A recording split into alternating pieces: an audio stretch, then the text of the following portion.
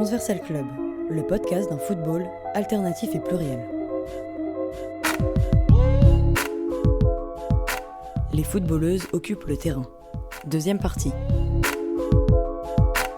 Au travers des témoignages de Betty, Niarale, Manon, Marguerite et Annie Fortems, nous continuons dans cette seconde partie à mettre en lumière les obstacles qui entravent la pratique féminine du football. Mais ces joueuses ou ex-joueuses ne pointent pas seulement du doigt les problèmes de ce sport. Elles proposent également de véritables solutions pour l'améliorer et incarnent cette révolution dont le football a tant besoin. Grâce à ces femmes, le football n'est plus un sport réservé aux hommes. Lentement mais sûrement, les joueuses prennent la place sur les terrains, animées par leur passion du ballon rond. Alors que faire pour ne pas plaire, ne pas dire oui, laissons dire non, on nous prendra de toute façon pour des putains des mijaurés, ou des lesbiennes ou des tarés. C'est un problème sans solution tant que les hommes seront si bons.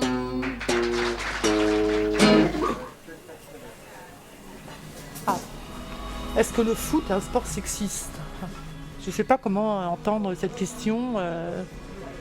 Je pense que le foot en tant que pratique, non, n'est pas un sport sexiste. Par contre, que la pratique du foot par les femmes soulève des réactions sexistes, oui. Le foot, il est neutre. Annie Fortems, ancienne joueuse et pionnière du football féminin en France. Moi, j'ai fait la première émission de télé quasiment sur une des premières émissions de télé sur le football féminin. En 81, puisque Mitterrand venait d'être élu, et pour la deuxième chaîne à l'époque. Et ils ont choisi 3 joueuses de championnat de France, j'étais une des 3. Et à la suite de cette émission, j'ai reçu des menaces de mort, quoi. Par contre, j'ai reçu effectivement énormément de témoignages dans la rue, dans ma vie en général, dans le monde professionnel, très très très positif.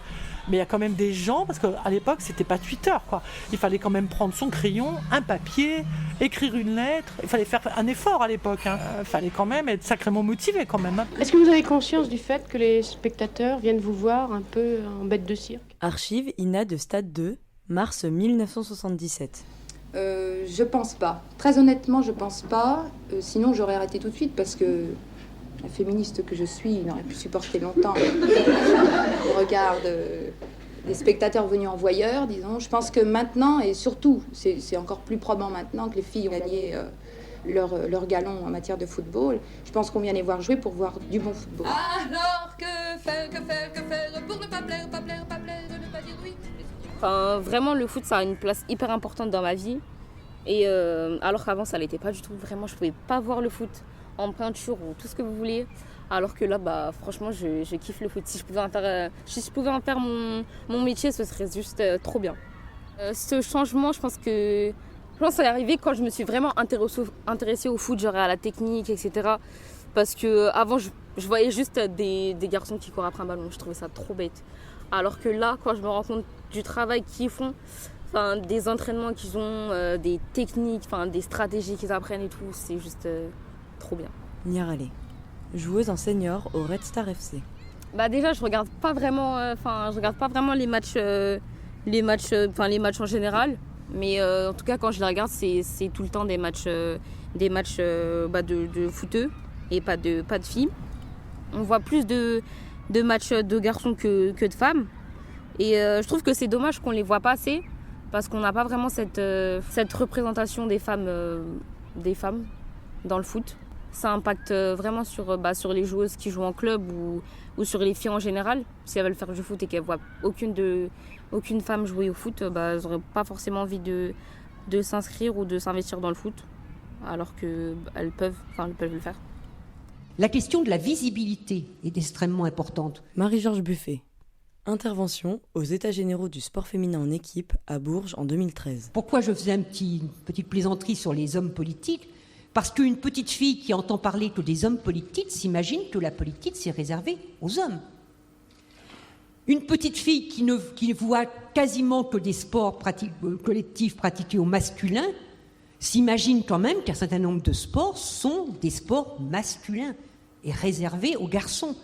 Donc la question de la visibilité de la pratique féminine du sport et notamment du sport collectif est extrêmement importante Parce que pour la représentation dans la tête des filles et des garçons, où on crée une représentation mixte de la politique, du sport et de tous les domaines de la vie, ou alors on crée une vision masculine, dominante, sur le sport comme sur la politique, et les filles se diront toujours que c'est des territoires interdits. Ouais, je pense que ça a beaucoup joué quand même sur le fait qu'on ait toujours vu que des garçons en fait faire du foot et que ce soit un milieu masculin en fait. Je pense que ça aurait joué le fait que j'aurais vu des joueuses comme Alex Morgan ou Rapinoe jouer sur nos écrans. Parce que je pense que j'aurais joué déjà au foot plus tôt. Ouais, je trouve que ça manque encore de modèles féminins. Betty, cofondatrice et responsable de l'école de foot féminin au Paris Alésia FC. C'est là où on peut gagner encore et faire pas mal de choses. C'est vrai que quand on va parler aux filles du foot, nous forcément quand on était petites on n'avait que des repères masculins, donc dès qu'on nous parlait c'était quels sont tes joueurs préférés, jamais on nous disait tes joueuses. Maintenant on va essayer de questionner un peu les filles en leur disant c'est qui tes joueuses préférées, tu connais qui en équipe de France, etc. Tu sens que les filles connaissent un peu les joueuses mais ça reste encore timide. Par exemple, sur les réseaux, je tombe souvent sur le club du Barça ou plein d'autres clubs.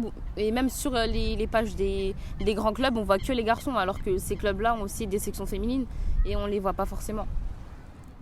Donc il faut encore que ça pousse par rapport à ça. Je sais qu'il y a beaucoup de travail qui est fait sur les réseaux sociaux parce que mine de rien, c'est ça qui est très mis en avant et l'exposition, elle passe aussi par là. Et les jeunes filles, elles sont beaucoup aussi sur les réseaux et donc c'est là qu'elles vont s'intéresser.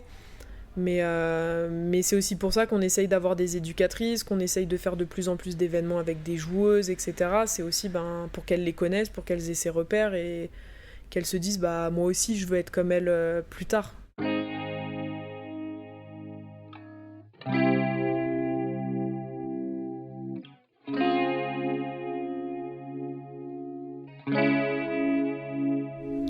Le projet du Paris Alésia, il y a déjà une section féminine qui existe dans le club, qui existait, donc on a des seniors qui viennent là de monter en R3, mais il n'y avait rien qui était fait pour les plus petites. Donc on a une très très grosse école de foot avec beaucoup de licenciés, etc.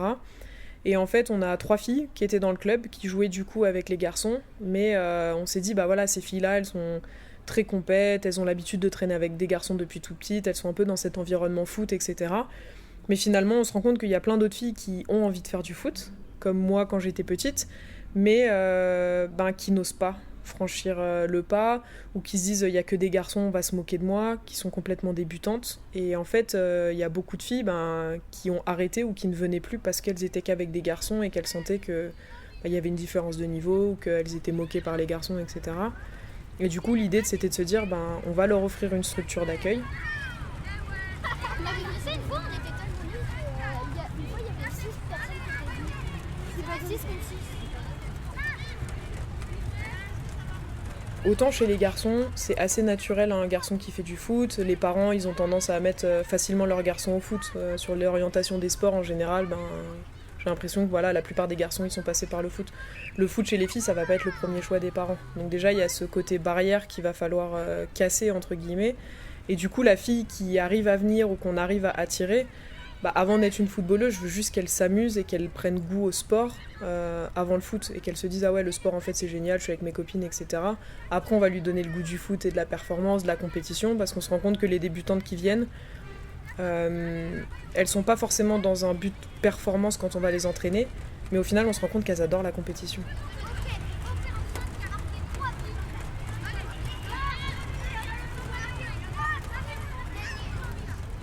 Et le but, c'est de les faire rester. Parce qu'on sait que le gros problème chez les filles, c'est que vers 13, 14, 15 ans, vers la puberté, il y en a énormément qui arrêtent le sport. Et on retrouve pas ça chez les garçons. T'arrives à un âge où on va se dire « Ah, t'es une fille, tu fais du foot ». Et elles ont beaucoup de remarques dans la cour de récré. Déjà vers 12, 13 ans. Donc c'est des facteurs qui peuvent faire qu'elles arrêtent, en gros, si on change pas les mentalités.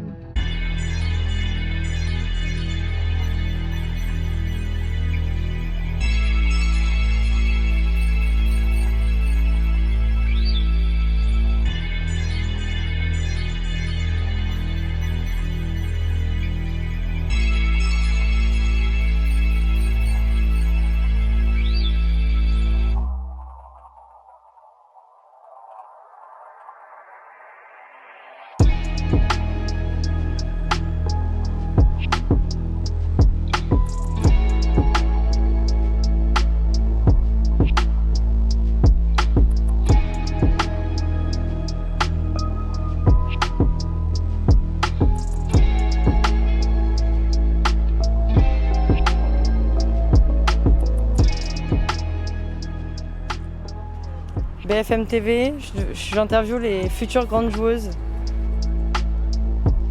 Est-ce que tu joues à l'école des fois avec les garçons ou... Oui, que le mercredi parce que... non, le midi aussi, mais sinon à l'école, c'est soit handball, soit basket. Et il n'y a que des garçons quand tu joues? Oui. Non, il y a Charlotte et Emma.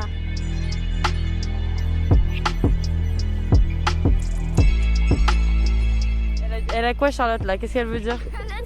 C'est elle qui a commencé à faire du foot, après nous deux on s'est rajoutés dans le foot. Est-ce qu'elle vous a donné envie de jouer au foot, Charlotte? Oui. En fait, moi je sais pas m'inscrire dans un club parce que... Elle a une barbe.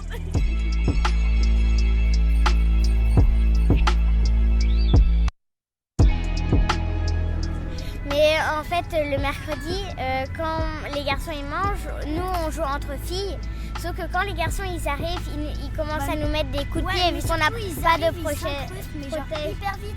Et après nous, ils font les équipes, ils nous choisissent même pas.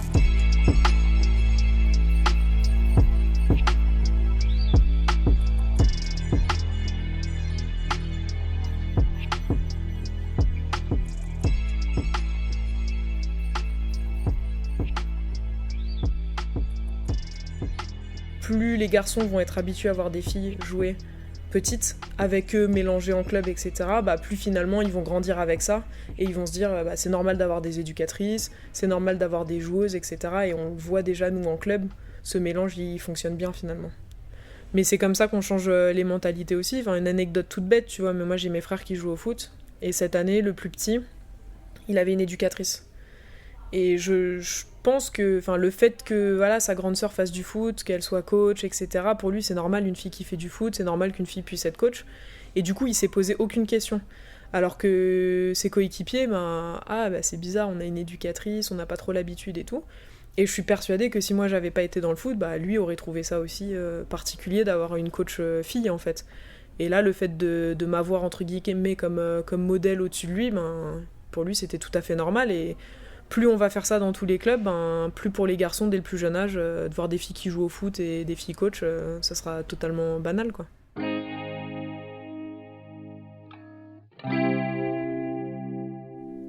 Pour les joueuses, faire du sport, c'est souvent une passion, bien plus qu'un acte politique. Pourtant, le football est indéniablement une activité émancipatrice, au travers de laquelle les femmes peuvent s'affirmer.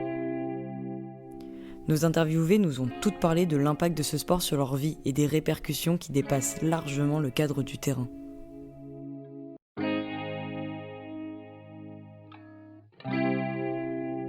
C'est trop plaisant quoi, de voir qu'il y a un an, on s'imaginait même pas sur un terrain et que là, on arrive à faire des petits dribbles et tout, quoi. Manon et Marguerite, fondatrices du Witch FC. Comme il y a tout type de meufs qui vient, il y a beaucoup de filles qui sont surprises en fait de voir que, c'est des filles qui ont un rapport un peu différent avec leur corps dans la société, qui ont peut-être un rapport un peu plus, pour sortir le mot actuel, confiné, tu vois, un truc un peu plus, tu fais un peu plus attention, et là sur un terrain, qui vont prendre du plaisir à se lâcher, à courir, à être compétitive, même à exprimer une colère parce que t'es là, tu veux gagner, machin. Et c'est des trucs en tant que femme que t'as pas forcément l'habitude d'exprimer. Et voir toutes ces filles avec qui justement t'as l'habitude de juste boire des bières, aller en soirée, faire la taf et tout, qui sont là sur ce terrain-là, hyper acharnées comme ça, qui donnent tout, mais ça te comble. Et à la fin, vraiment, je vous jure qu'à la fin de chaque entraînement, on est en mode hip hip hip, on est vraiment des beaufs, tu vois, mais on donne tout, on hurle Witch FC, on est des hystériques, ça c'est bien. Mon père c'est un beauf. Et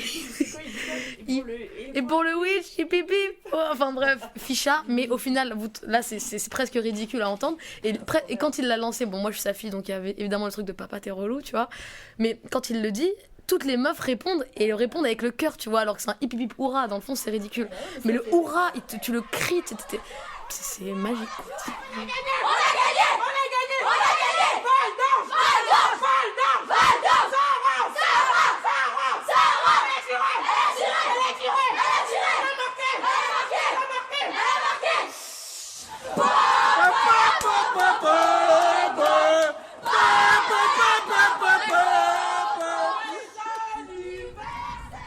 Bah déjà sur le terrain avant j'osais pas demander, de faire des appels etc. J'étais vraiment en retrait sur le terrain.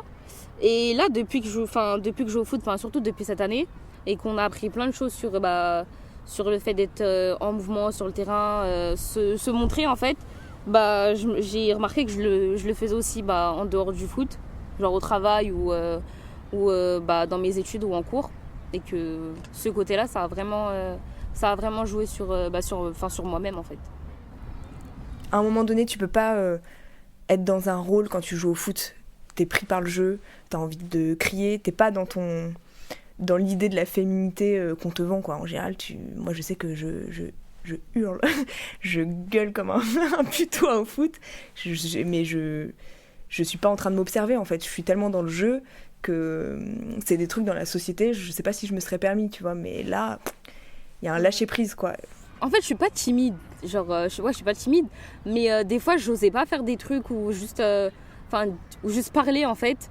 Et depuis que j'ai appris pas cette facette du foot, mais ce côté-là, j'ose plus, j'hésite pas à dire ce que je pense, même si je le sais déjà, mais à le faire plus en tout cas. Quand tu prouves sur le terrain de quoi tu es capable, après en dehors, tu te sens puissant, tu te sens pousser des ailes, et je trouve que c'est ça qui est bien dans le foot.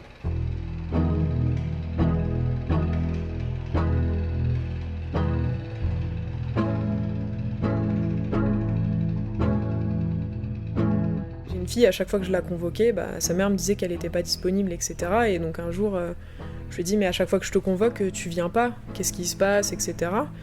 Et en fait, elle m'a dit, mais j'ai trop peur d'aller jouer en match. Et je lui dis, mais t'as peur de quoi ? Elle me dit, mais moi je suis nulle, il y a des filles qui sont fortes. Donc c'est tout de suite ce sentiment de je me dévalorise, j'ai besoin de confiance, moi je sais pas jouer, les autres elles savent jouer, donc on va me critiquer, etc. Et en fait, c'est juste lui faire comprendre, mais si je te convoque, en fait, c'est que je te fais confiance au même titre qu'une autre, que ton niveau, c'est pas grave, t'es là pour apprendre. Il faut bien que tu commences à faire des matchs un jour pour progresser, etc. Et du coup, elle m'a dit, ok, la semaine prochaine, je serai là. Et c'est ça que j'essaye de faire comprendre aux parents que j'ai à l'école de foot aussi. C'est que leurs filles, elles font du foot, mais c'est plus que du foot. C'est juste qu'elles vont être plus à l'aise, plus ouvertes, plus sociables, plus ceci, plus cela. Et au final, le fait qu'ils voient leurs filles avoir confiance en elles, ils sont contents.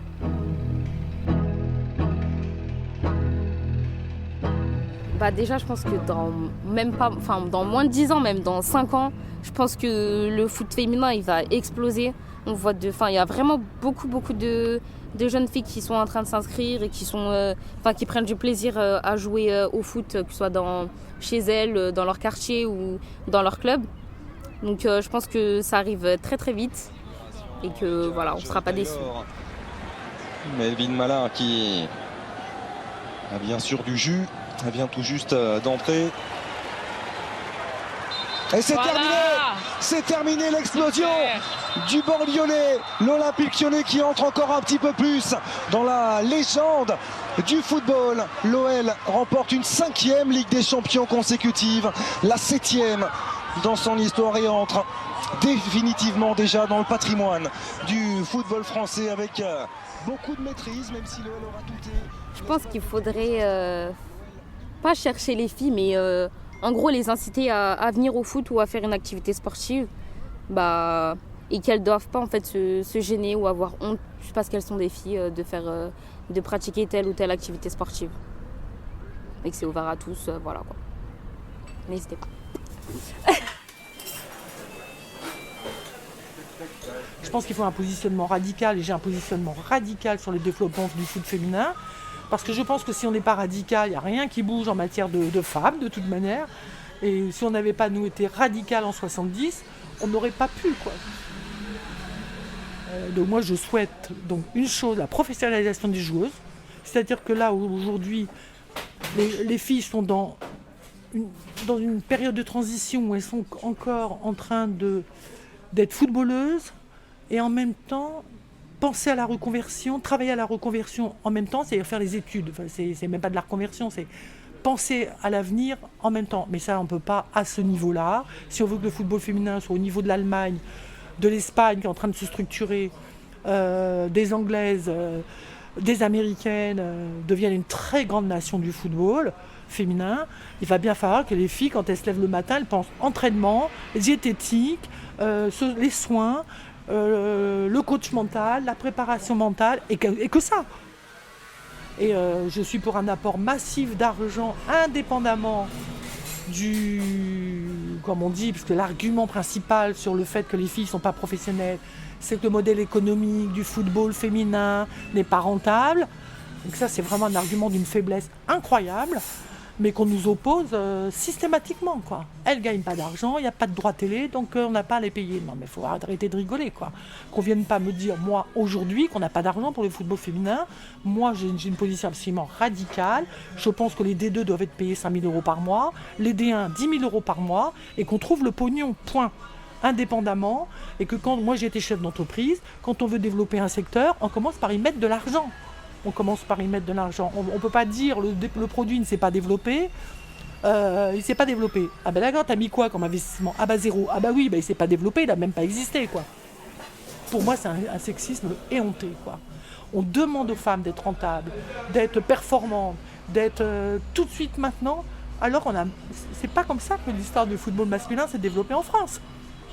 C'est pas du tout comme ça. Première médaille en 82, je crois. Premier titre d'Europe, je crois. La génération Platini, donc il a fallu qu'on attende 50 ans.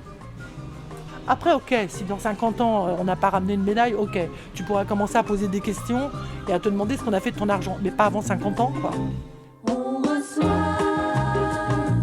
une balle et l'on renvoie la même balle. Pour voir se mettre à 11. Les footballeuses occupent le terrain, deuxième partie. L'arbitre n'est pas compté, il ne doit pas toucher la balle. Un documentaire radiophonique de Transversal Club, réalisé par Johan Lecoz, Audrey Serre et Rémi Bayol. Merci à Annie Fortems, Niaralé, Betty, Manon, Marguerite et à toutes les petites du PUC pour leurs précieuses paroles.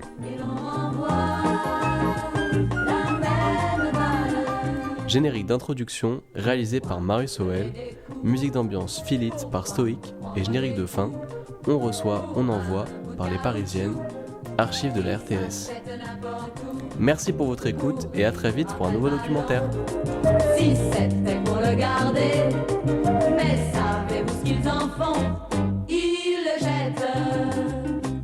On reçoit une balle et l'on renvoie la même balle. Jouer